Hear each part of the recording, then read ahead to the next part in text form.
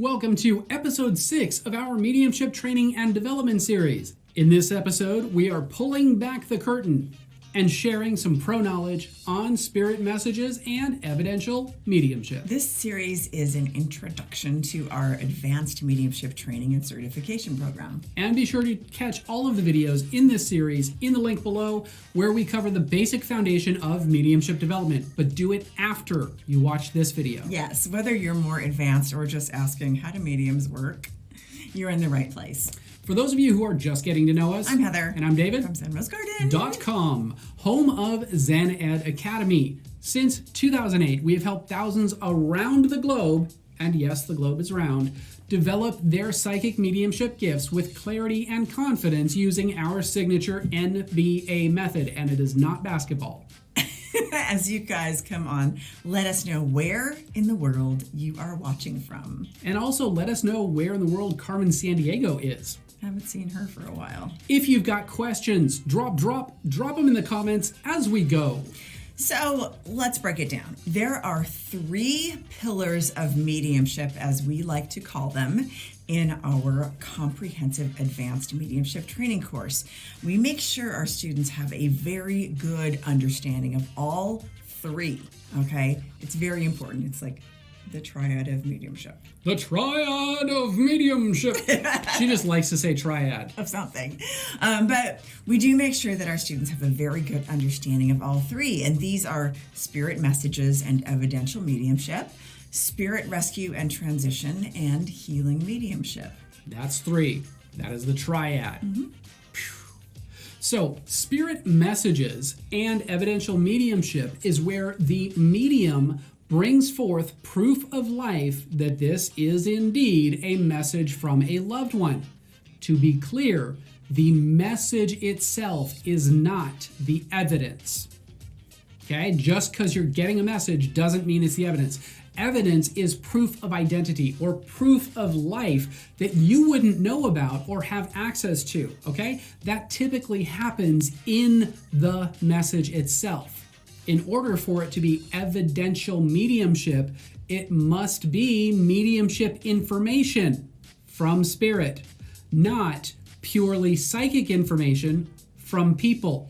I'll give you a really good example of this from a session that we did in the course of our work over the last several years. It's a story about a woman who had lost her brother, and she came in. So a proof of life would not be your brother is here, he's telling you that he loves you, and all of these kinds of things. That is not the proof, that is the message. Here's an example of the difference between the message itself and the evidence, which might come in the same package for you, or it might come in totally separate packages. But the important thing is to recognize what a piece of evidence is, or what we like to call a proof of identity or proof of life. This is not purely psychic information, like you're sensing the person across from you, and you sense that. I sense that you really liked to have ice cream with your grandma who's passed away. Okay, that's not a message from spirit. A message from spirit would be this example from our work together, one of my favorite stories of evidential mediumship. I have a lot of them, but this one tends to be my favorite because it's such a clear, great example. A woman came in to see us who had lost her brother in an accident. I don't remember exactly why because it's been years.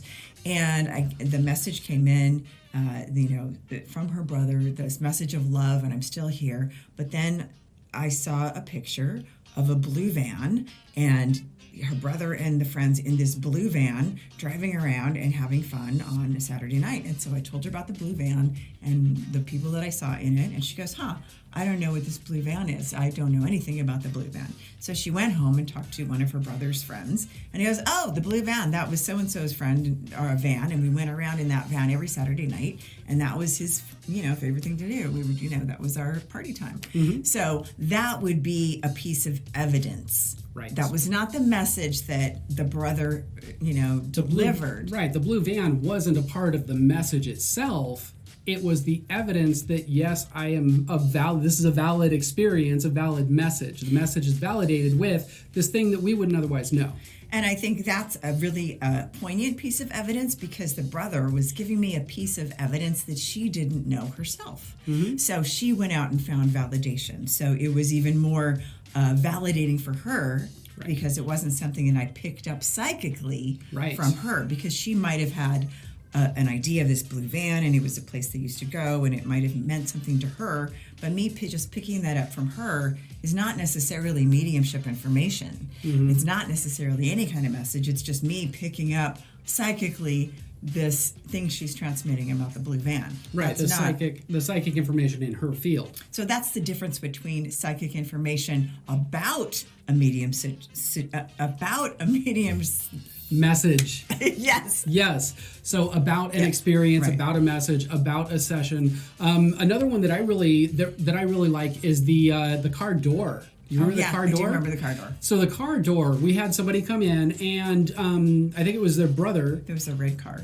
Yeah, their brother had come in, and they were standing there, and they ended up pulling this red car door out of their pocket.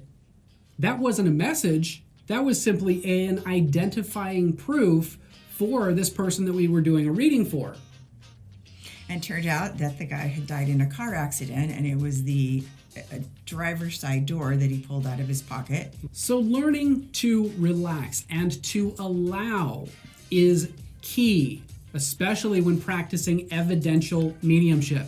It is a common newbie mistake to force things, to reach for it, to stretch out, to grab, and to end up filling in all of the blanks.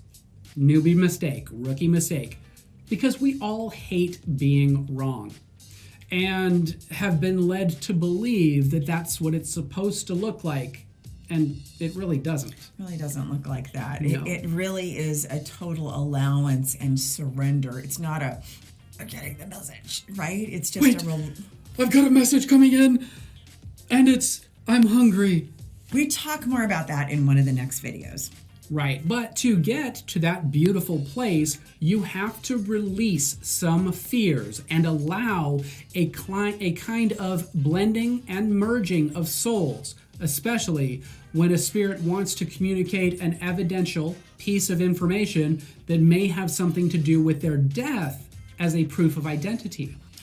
I had one session stands out to me with a piece of evidential information about a girl who had lost her life, and I was giving a reading to her mom, and she just wanted to know about it. The girl had died quite young. She didn't tell me how she died, but I felt this pain on one side of my head. Where the blue van, I saw a picture inside of my head, or like a little video almost. And in this one, I had this pain on the head, and I'm like, oh, I feel she's making me feel this pain right here on the head, like she fell on something. It turned out that was her proof of identity, to let her mom know it was really her. She had fallen down in the garden and hit her head on something and passed away as a result. Right. So freak accident. That would be an example of a proof of identity. Through the way that they passed. Right, but it was a different way of receiving it. So you have to, once you learn to expand your bandwidth with your senses and learn to pick up on different senses, like you might receive the message through a clairsentience or a claircognizance, but actually have the proof of identity come in a different one of your clairs. So that's why we teach the way that we do, so that you have a broad bandwidth, so that you can pick up the proof of identities that might not come in on the same psychic channel as the message. Or the same psychic channel that you're accustomed to. Right. And so many otherwise really great mediums will miss their evidential pieces of information because they're not looking for them or not allowing on the channels. They're not paying attention to the channels that these evidences come in on. There you go.